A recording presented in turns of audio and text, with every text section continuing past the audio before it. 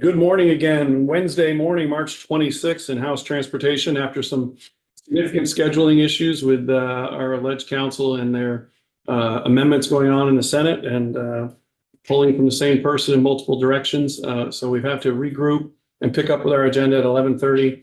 Ross McDonald from the agency is joining us. There's been a number of reports, media reports and other pieces and feedback of some of the activity going on in public transit. And I know that it's also the time of the year that the public transit providers across the state are working through, or the agency's working through its normal process of grants and pieces, but it also generates a lot of activity. There is also plenty of concern and sort of as the request of members, as we try to do here all the time. And there's requests from members for sort of additional feedback and clarification.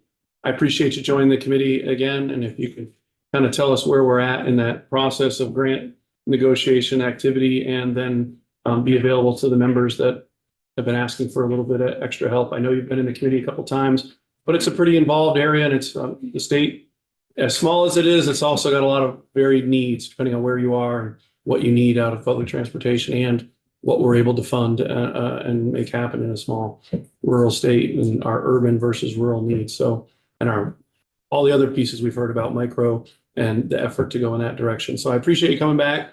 Give us a little bit of update right where we're at, and then also have open for questions. Sure. Well, thank you very much. Thank you, Mr. Chairman, and appreciate the additional time afforded. It was distressing to feel that members of this committee had felt blindsided by some recent announcements. And for that, I do apologize. There is a little bit of a disconnect between some of the reporting and where we are in the process. We have really two processes that I'd like to talk about today, and just like to thank Representative Tomlinson and Corcoran for stopping by this morning and the cafeteria to talk a little bit about some of these specifics. But I'll start with talking a little bit about the budget process versus the granting plan. And the budget process really starts in August of every year for the successive state fiscal year. So in August, September of 2024, I was presenting 26's budget to the VTrans Budget Committee. And we're looking at initial awards, trends, and budgets are a plan, a projection. And then eventually you get actuals, and then you see how close you were, plus or minus, to that budget. In October, we finally get the reconciliation from that previous fiscal year. So I've already presented next year's budget without reconciling last year's budget. I've also not received the route performance report, which really does a deep dive on our routes and how they are doing compared to the other similar classified routes around the state. And so as we're preparing the white book and the budget, we're seeing the realities on the ground. And in March, we put out our grant documents for the annual review from all of our providers. At that time, we always provide guidance. We're looking at non-vehicle capital. Please clear the books on these. We're looking at these opportunities, recovery and job access, or microtransit decision for them to make and incorporate into their applications.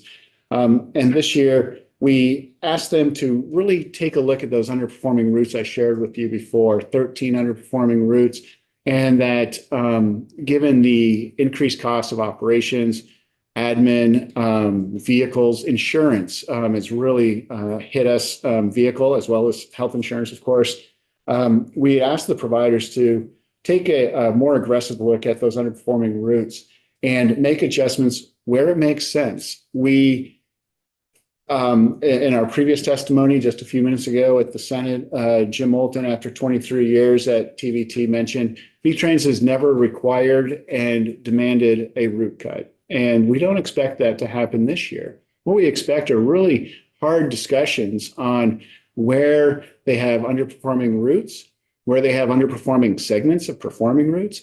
Are there different combinations? And that was really a result of looking at ridership trend changes. We've seen ridership go from 5 million to about 9% under that post-COVID.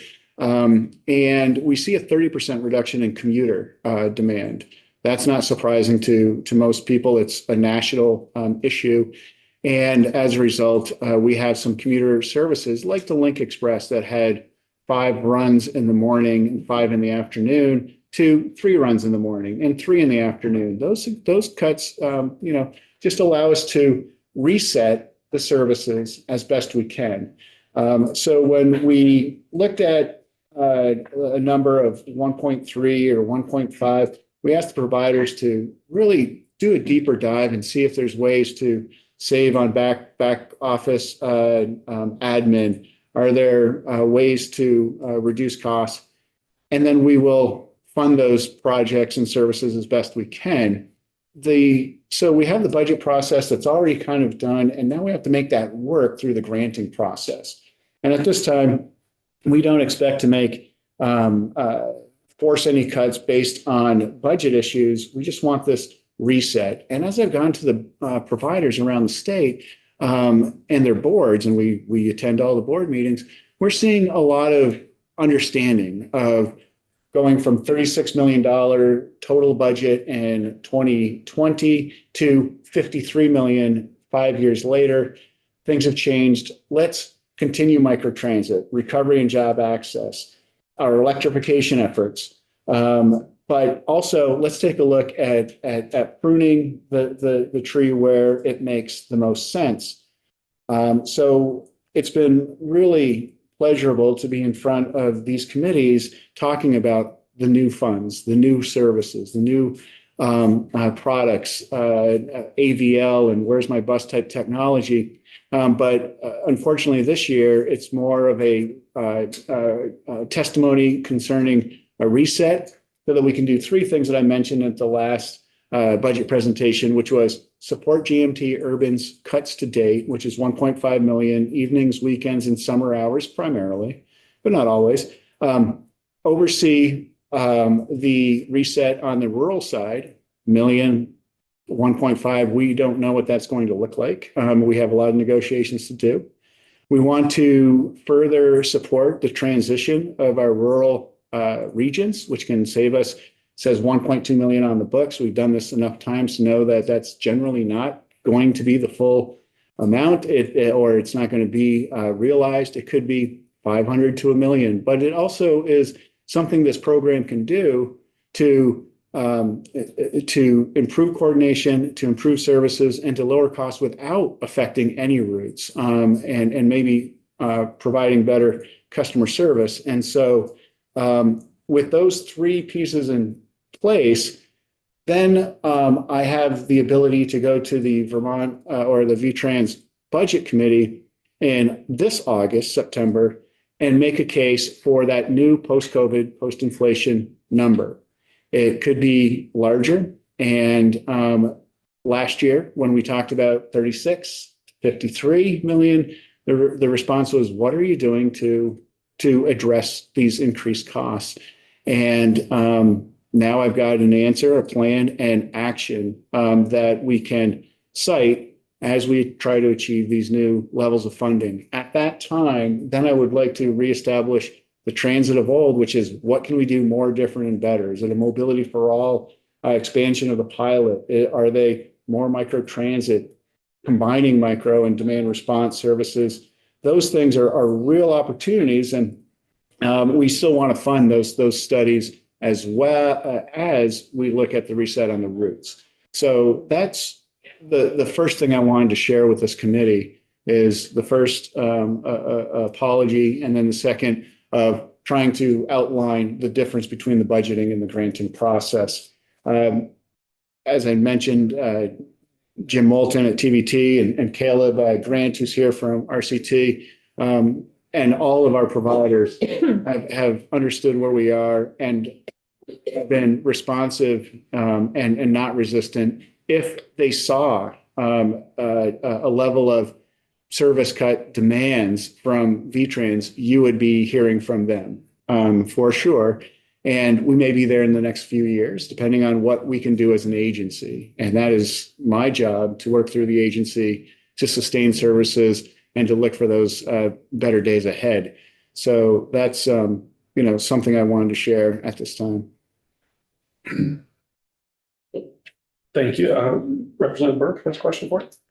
Yeah, so I'm just a little confused. So you're saying that there are cuts at 1.5 million that are being absorbed by all the providers, correct? No, there are targets that we've provided, and thank you for the email. And in the response that we provided last week was that every year we look at underperforming routes, and they could be 4 or 7 or 13 routes like this year. And as we go through the granting process, we always look at those first. Do we need to change, sustain? And we generally aren't saying that one's got to be abolished or cut or suspended. It's more marketing. It's combination of this route with another route. It's maybe not 2 runs in the morning and afternoon, but maybe 1 run in the morning and afternoon to make the metrics work. So what the headline was, VTrans seeks $1.5 million in cuts. I would say VTrans seeks $1.5 million in cuts to underperforming routes and underperforming aspects of other routes, as well as admin and PM and those types of preventive maintenance, as well as those steps. That's similar to what we do every year. And the previous years would say, oh, and by the way, don't forget, we have extra money for extra money for recovering job access. We've expanded this. We need you to do this with your mobility committees. This year, it's more of a reset, and I am hoping to bend the cost curve down a little bit because we are seeing 100% increases on commuter routes from 2020 to 2025. And those types of things are top of mind to be addressed. I have a follow-up question. So I had this email from Randy, from the local provider, saying that that they had to cut 225,000 from the budget. And that he said this is the second round of cuts requested by the agency within the past 12 months. And he said, we fully support this and will comply, difficult it is. And then the other thing, as you know, that they could not get the funding for the microtransit route, which is really sad, and asked me if I could make a motion at town meeting to increase that. And I couldn't because the Human Services Committee has a process, and they had told him last year that they could only fund it for 1 year. But he went back and asked again, and there was no way that I could do that. The Human Services Committee had done their work, and people are very cognizant of we shouldn't try to. Anyway, and that's just sort of an aside. So I'm just trying to sort out what this means. What if is that they're going to now be adjusting routes and trying to save that 225,000, or is that 225,000 going into programs like, recovering job, whatever other things that you're moving money around, or this is actual cut in the budget? We don't know until we get the applications next month. And what we prioritize is sustaining all successful routes. We expect to be able to do that. We also know that the increased costs are exceeding our operations funding. And so we're looking to bend that cost curve down. When Mr. Shoemaker from Southeast Vermont Transit says this is our second round of cuts, because last year there were some routes on the underperforming list at SVT saying, hey, what happened here? Oh, well, they changed this, they closed this school, they did that. And so they made service adjustments, just like we ask every provider to make service adjustments last year. This year was a little different. I said, hey, if you had a target of 216 and based on your underperforming routes, could you look at your services and see if there are adjustments that make sense? The early morning blue line with 2 people on it, they can cut those miles and hours. Great. The Dover evening service to allow folks to get from the hotels and bars to the condos. That's been generally taken by Uber and Lyft type services, and that has been underperforming for a couple of years. That is going to be cut.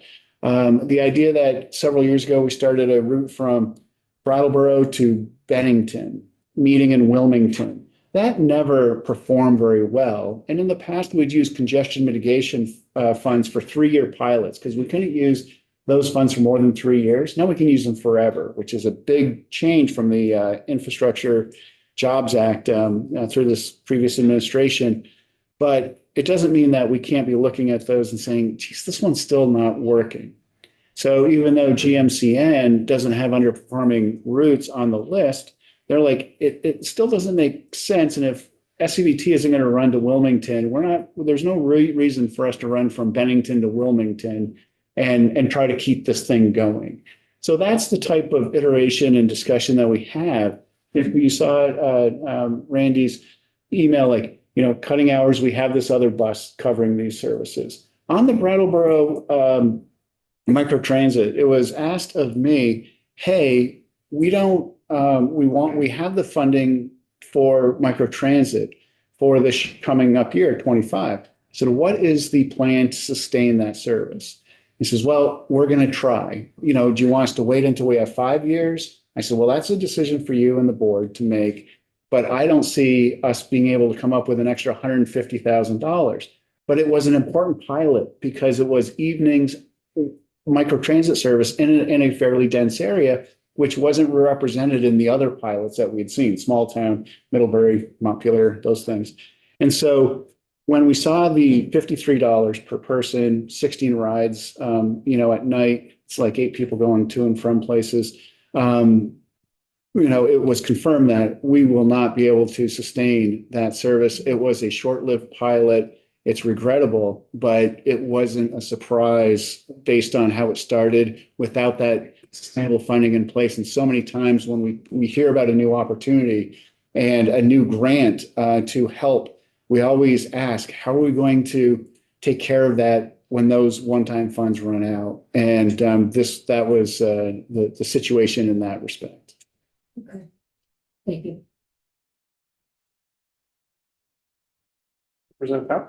Yeah, I mean, blindsided, that seems like, maybe not a very good word to use. But I was surprised too that, that during your presentation, there must have been some inkling that, hey, the direct funding going to public transit organizations will not be the same as it was last year. And I'm not sure we saw that. And the other thing, where you say, we did see the chart on underperforming, and I certainly think, you'd want to look at that closely to see, hey, these are the ones. I'm assuming you're getting the data from them, you compile it, and we saw some that were really underperforming. But you're saying you don't actually tell people what to do, but you say, here's the budget that we're providing. And you mentioned maybe there's some efficiency in the admin and stuff. I assume by now they've gotten as much efficiency as they can in those areas. Is there a better process, I think, because it seems very squishy. Yeah. And now and I guess I don't really still understand the process. You've said, hey, here's what we're providing or projecting. Here's what we think we're going to provide you. And now they have a chance to come back and make a better argument. Is that how it goes? And then how is it finally? So there's no formula and maybe that, I'm not saying there should be like, here's a formula, number of people per mile, you get X amount of dollars. So it's not done that way. So how's the process? Sure. And thank you, Representative. The funding will not be the same because we last year received $3 million for MTI funds from Carbon Reduction Program funds. We used about $1.5 million funds in older dollars that were still out there because we were able to use COVID funds for previous years at 100%. And so as I brought those forward, and I'm saying, okay, we're 1.5 short based on 24 to 25's budget. For 26 budget, how about $3 million of Carbon Reduction Program funds for operations to cover the 1.5 and to cover the additional funds? Now, while that is currently happening, then that's the revenue increase for operations. I'm looking to reduce the costs on the other side so that we can converge on a reasonable, sustainable level. And that's that post-COVID, post-inflation plateau foundation that I keep talking about, which is that reset at this time next year. I could, we'll either have met the mark and said it's not 53 million, it's this much to sustain. Carbon reduction program funds are one time. I may have a little bit left over for 27. I don't know. And that's the mess, what folks refer to as, the grant building process. So every year, since I've been around, we've given out those grants with some guidance and then always asking for more efficiencies, always asking, pretending or truly having no more funds and then seeing what we can do together. And so far, because of the last 5 years of expansion, 20 years of expansion, the boards and the providers are like, we got you. We think we can work together. Next year, if we're falling short and I'm saying, hey, in addition to these underperforming routes, I think we may have to make other cuts to demand response to these things. That is when I get up and then you hear from VPTA where I am charged, I don't set the VTrans budget and I don't set what our providers do. I'm a coordinator both ways. So as I navigate this as best that I can with my staff, we've been able to make it work thus far. That's the message. If we're not able to make it, then it's the bad old days of 15 years ago when maybe some folks remember it was a little bit more contentious during the legislative process. And I'd be remiss because I don't want to make no surprises is other than the operations challenge that we're facing, we could face a potential capital issue for vehicles. We were really hoping and relying on our 5339 FTA bus and bus facility grant program for a competitive award. We usually get them because we start every application as we're the most well-funded transit program in rural America. That helps. We get the funds. Last year we didn't. And this year we were really banking on those dollars so we could go from 30% of our vehicles being in poor condition to the state goal, which is 20% or fewer. We have a 20% spare ratio. And those spares should be on the bench and only used, sparingly, spares. But if that hasn't been announced yet, and given the federal uncertainties, we're holding our breath. We're on our way to Boston to the FTA region office next Wednesday to have personal conversations, not email, not phone, to try to put out some of these scenarios and plan out some of these possible impacts to the services. And I'm hoping to continue the good faith partnership we have with our Region 1 office. They hold us up as a star of rural transit, and they want to support us. And we're going through an FTA audit for my fifth one in every 3 years, and we're fairly clean every time. So we're in a good place with our federal partners, but those types of federal decisions outside of their control are posing, some anxiety. I would say. I don't know what to say. Okay, we got about 2 more minutes. We have to do our follow-up. So you presented to the public transit organizations, hey, here's what we're, I guess, proposing, or here's what we've got you in for. They can come back and you guys talk it over, and here's what we're trying to do, whatnot. The 1.5 million, is that pretty much set? So it's has to be made up by those organizations, or I guess how much flexibility is there in that negotiation? Yeah, we're going to see. And that's generally what happens is when we get those applications, we have a bunch of spreadsheets. What did they get last year? What did we have in our budget? What is this award? Now we're doing it by route. What did we give them for that route? And just trying to get down to that specificity that we never needed to do before. We're able to broadly cover what we need. We're just trying to prepare for more data, better data analyses. But we'll get those applications back in April and start filling out those documents. And then we will negotiate, here's your initial awards. Wow, can we do this instead? Well, maybe we can. Hey, if we took operations from here and move that to admin and change the cost allocation, let's do this. And then we go back and forth 2 to 3 or 4 times. And then we get to the final grant, all working within the budget. To date, we haven't had to cut services because of budget issues. I don't expect that to happen in 26, but I would be remiss if I said, I know it's not going to happen in 26 because we've got to see how the numbers come in. And then I do have one more thing. I do have an opportunity to go back to V-Trans Budget Committee and then certainly our budget adjustment process, which has happened 15, 20 years ago. You know, in the most extreme examples of trying to make the granting plan and sustaining services catch up to our budget. Thank you. Real quick, Representative Burke, we're gonna. Yeah, I'll try to make it really quick. So we have 3 million in carbon reduction funds for the inkjet, correct? And you said that, and we had spent about 1 million and for the FY 25. So then is that other, and then I was wondering whether that was safe from the clawback from the federal government. And is that still in doubt, the 3 million that we haven't spent? Well, I think all federal dollars are in doubt to an extent. And I remember you and I conversing or communicating before saying, well, once they flex those dollars from FHWA to FTA, it's off the books. They should be fined. And the response was, well, we live in unprecedented times. I had no idea how prescient that was.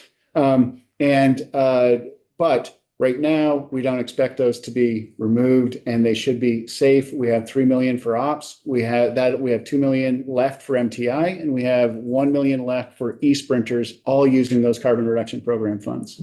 Just wanted to know where that money was. Thank you. Yes. Ross, I'm very much, sorry, I didn't mean to talk over you. Ross, I appreciate you making yourself available to the committee, both inside committee and outside. I'm sure you will continue to do so if any of the members need to continue to approach you. I appreciate you coming in and help trying to clarify it. We as a committee have a piece of business, basically overall within transportation or within the big bill, the budget bill. Transfers are generally pulled from the money bills like our T bill and done all in one section of the giant T bill. So on the floor this afternoon, appropriations will offer an amendment to pull the transfer of the ACCD money out of the budget over into the big bill, pull it out of the transportation. It's our section 13. It's a very common practice that all transfers are lined up into one section of the budget of the budget, so they can track all transfers. So we will present, and Representative Burke will present the section as it is, and then the appropriations will offer amendment to pull it out. That's what will happen. So it's procedural. So we puts us in a committee in a spot that we in effect have an amendment for appropriations to do something for that over here. Yeah, do we agree or not agree? I mean, like you said, it's a standard thing, so just make a motion to approve the appropriations amendment, deleting section 13. Second. All those in favor raise their, if they agree, it's a straw poll, the committee agrees 11-0 to pull section 13 over to the appropriations amendment. Thank you very much for that piece. Is that because the money is a fee that's gone into the general fund? That's why the money's coming out. Well, we're spending money outside of our budget, and those are T5 dollars that were generated from the registration. So they're just giving those like authority to. But I mean, when we put the money in there before, it didn't come out of the appropriate. When we had them. Well, we didn't have the registration. The registration Yeah, I just know. came in this year. I'm just saying, the other money that we put in, that was internal to the. Yeah. So all transfers get Yeah. handled in one Yeah. section. Yeah. And it is T-fund money going to the ACCD charger, which you'll show to every member on all the numbers.